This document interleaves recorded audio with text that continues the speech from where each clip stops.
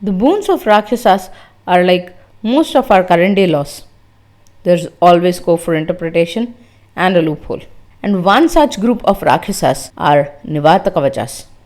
Jai Srimanarayana. Hello everyone, I'm the Pauranika. Once upon a time, a group of Rakshasas called Nivathakavachas had performed an unimaginable penance for Brahmadeva. They wanted a boon, and they got it. The boon, however, is pretty simple. They must not be defeated by the devathas, and they must take control over a beautiful city in the cosmic ocean that was under the control of devathas. Brahma granted the boon for their penance. Immediately they went ahead, attacked the city, threw away the devathas from there, and started living in that beautiful city in the cosmic ocean. Then Devendra, along with the devathas, went to Brahmadeva to ask him the way forward.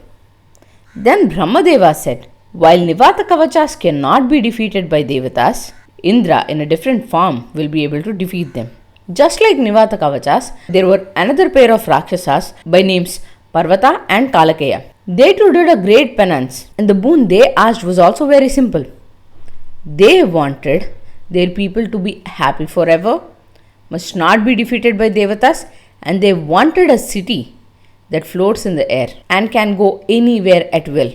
As usual, as soon as they obtained the strength, they started putting devathas in a lot of trouble. Devendra defended himself and the devathas, waiting for the right time. And that right time came when the right person arrived. Arjuna performed an intense penance and in a beautiful battle obtained Pashupatastra from the divine Lord Shankara. After that, Devendra, along with the devathas, gave him many astras and shastras to give him adequate training in using those weapons. While living there, Arjuna mastered all the shastras and astras. Arjuna trained so for a period of 5 years. Upon completion of his training, Devendra approached Arjuna and said, Son, you have now become invincible. It is impossible for even devathas, rakshasas or yakshas to defeat you in the battle. The combined strength of Bhishma, Drona, Krupa, Karna, Shakuni and all the kings of the world will be less than 1/16th of your ability. You will conquer the entire earth and will reinstate Yudhishthira as the emperor. As now you are done with your training, it is time for you to give the Guru Dakshina. Promise me that you would be able to achieve it.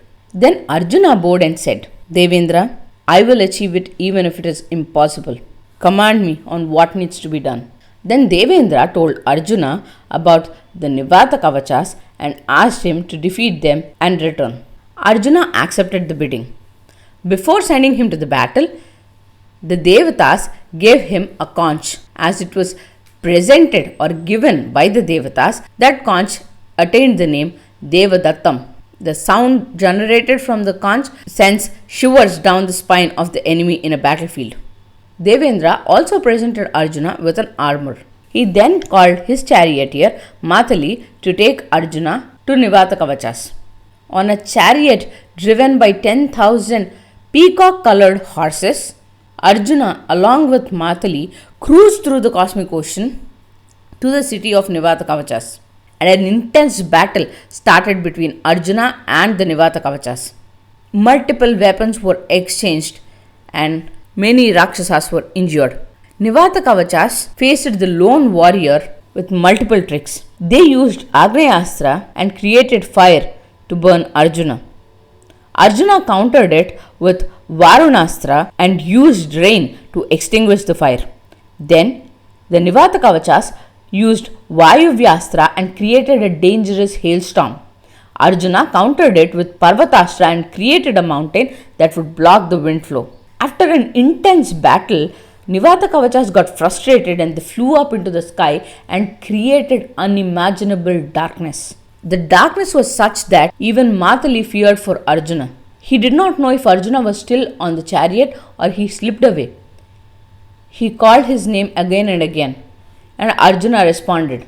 Then Mathali said, Partha, I think it is time for you to use the Vajrastra. Take the name of Devendra and destroy the Rakshasas with that astra. Arjuna took his advice, pulled out an arrow and energized it with the mantra of Vajrastra that made that arrow obtain the strength of Indra's Vajra, thunderbolt. With that astra, he had hit the Nivathakavachas and all of them rolled to the ground and fell like huge mountains.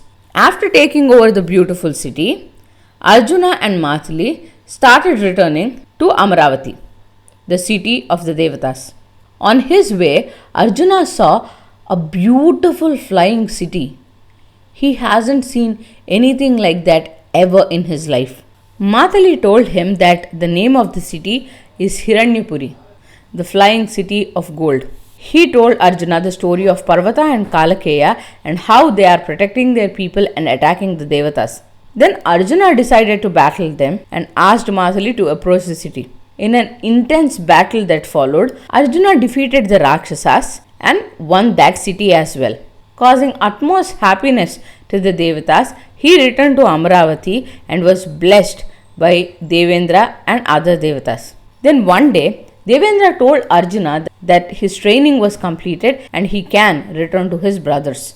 He placed a golden crown on Arjuna's head and sent him off. After 5 years of staying at Svargaloka, Arjuna returned to his brothers and Draupadi at the Gandhamadana mountain. The devathas followed Arjuna and met Yudhishthira to bless him. The Pandavas paid their respects to the devathas and the devathas returned to Svargaloka. One day, Yudhishthira, however, had the curiosity to see the might of the weapons that were used by Arjuna. Arjuna said that he would show the same on the next day morning. In the morning, after finishing their regular prayers, Arjuna started taking out astras one by one and it caused great havoc across the universe.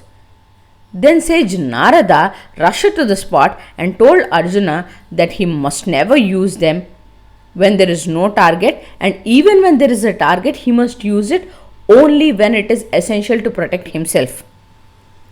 He also told Yudhishthira to curtail his curiosity and he would be able to see the might of those astras in the real battlefield. Thank you. Jai Sriman Narayana.